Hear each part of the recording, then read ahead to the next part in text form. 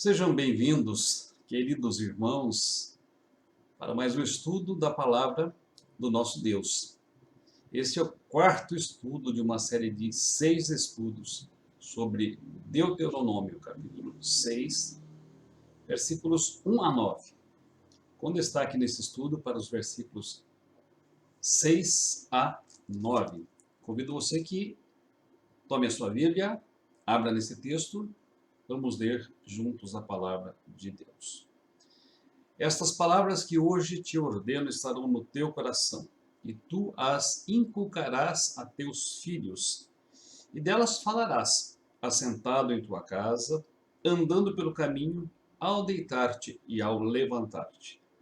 Também as atarás por sinal na tua mão, e te serão por frontal entre os olhos, e as escreverás nos umbrais da tua casa e nas tuas portas. Nós já estudamos 3 temas com base neste texto. Primeiro tema, por quem os nossos filhos estão sendo educados. O segundo tema, como os nossos filhos estão sendo educados. O terceiro tema, para que os nossos filhos estão sendo educados. Neste quarto estudo, desta série de 6 estudos, nós vamos trabalhar a seguinte temática: a autoridade do exemplo. Vinícius de Moraes, cantor e compositor famoso, encantava o mundo e ainda o encanta pela beleza dos seus versos e pela facilidade com que transpunha em seus versos as emoções e as paixões humanas. Uma de suas poesias mais conhecidas declara que o amor não deve ser infinito, posto que é chama, mas deve ser eterno enquanto dure.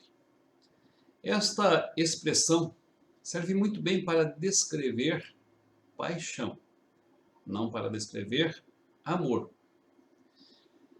E, infelizmente, esta frase se tornou ideologia para muitas e muitas pessoas, que não assumem compromissos de qualquer espécie, que não querem assumir compromissos de forma alguma. Os compromissos que assumem são pautados pelas suas paixões, então logo se dissipa o fogo desta paixão. Estes compromissos são abandonados. Hoje nós vamos falar sobre a autoridade do exemplo na educação dos nossos filhos. E isso aponta para um compromisso que deve começar primeiramente conosco e Deus. Queridos, uma das grandes tragédias do cristianismo contemporâneo é menosprezar a palavra de Deus. Muitas pessoas, devido à convivência com as Escrituras, permitiram que as Escrituras passassem a ter um lugar comum em sua vida. E já não têm as Escrituras, de fato, como a sua única regra de fé e prática. Preste muita atenção. Embora muitos afirmem que a têm como única regra de fé e prática, ao tomar as suas decisões, eles não comprovam em sua vida que, de fato, este livro norteia não só o que creem, mas aquilo que fazem. Então, tem ocorrido muito comumente leituras convenientes da palavra, moldando-a e adaptando-a aos seus gostos e desejos, ou leituras secularizantes da palavra, afirmando que a religiosidade ela é específica de um tempo, de uma época, e que os conceitos da palavra de Deus não são absolutos e não são aplicáveis em todos os tempos, em todas as épocas. Portanto, nas palavras de Paulo a Timóteo, a religiosidade tem aparência de piedade, mas não tem nenhum poder. Meus queridos, o texto que nós lemos afirma no versículo 6 que as palavras de Deus são ordens. Estas palavras que hoje te ordeno. Importante destacar esta expressão.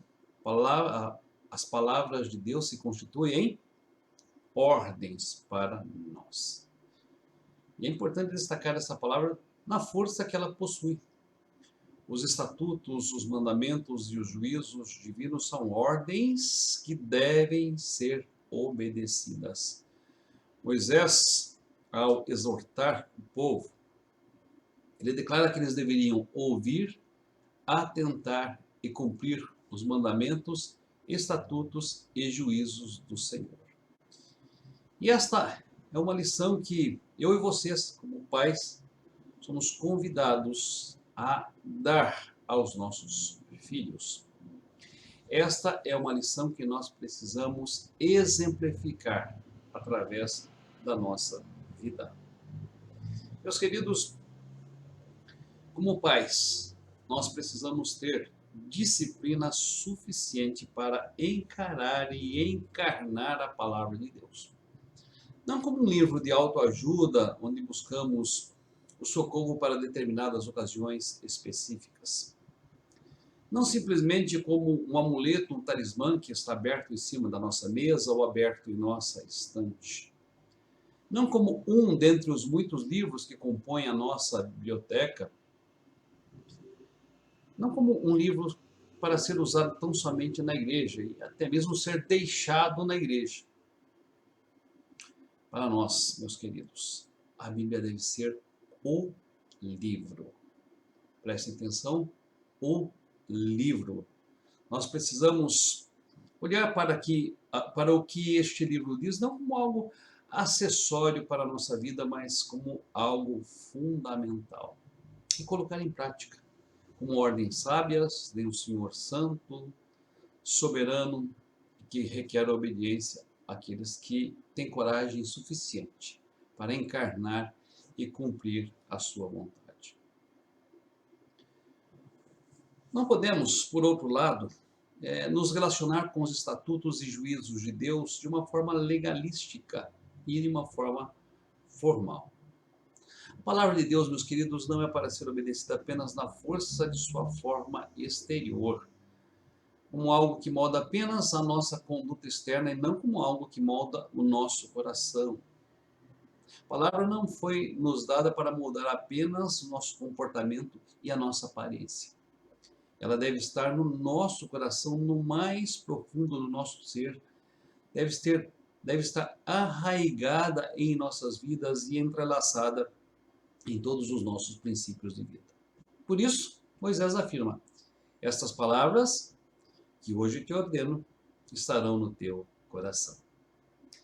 Queridos, as contradições entre aquilo que demonstramos ser e aquilo que de fato nós somos, entre as nossas palavras e as nossas ações, entre a forma como nós tratamos os nossos irmãos e a forma como nós tratamos nossa esposa, nossos filhos e filhas, entre aquilo que é exterior e aquilo que é interior, não tardarão em aparecer e se manifestar, caso as ordens de Deus não estiverem de fato em nosso coração. Por isso, como pais, nossa primeira preocupação deve ser dar um lugar extremamente especial à palavra de Deus em nossa vida e assumir com toda a coragem suficiente e necessária este livro como a nossa única regra de fé e prática. Comprometer-se com ela e permitir que esta palavra primeiramente esteja em nosso coração.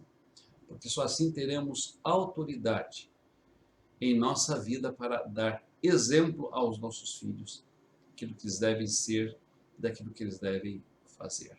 Não é sem razão que o texto nos diz: estas palavras estarão no teu coração. Que elas estejam no meu coração, meus queridos, que elas estejam no seu coração. E que nós possamos, repreendidos, corrigidos, disciplinados pela palavra de Deus, nos tornar cada vez mais perfeitos e perfeitamente habilitados para toda boa obra. Que Deus abençoe ricamente a sua vida e a sua família. Pastor Gerson Trevisan, Igreja Presbiteriana de Cesareirante. Se não assistiu os nossos vídeos anteriores, eu convido você a assistir os 3 primeiros estudos desta série no canal de YouTube da nossa igreja. Convido você a se inscrever neste canal. Inscreva-se também no canal do Projeto Adolesceu. E se quiser conhecer mais das doutrinas presbiterianas, faça o nosso curso de doutrina cristã. Temos também as nossas publicações do nosso trabalho em nossa página de Facebook. E tudo isso vai ser apresentado a vocês através de uma lâmina que estará no final desta mensagem. Que Deus assim nos ajude. Amém e amém.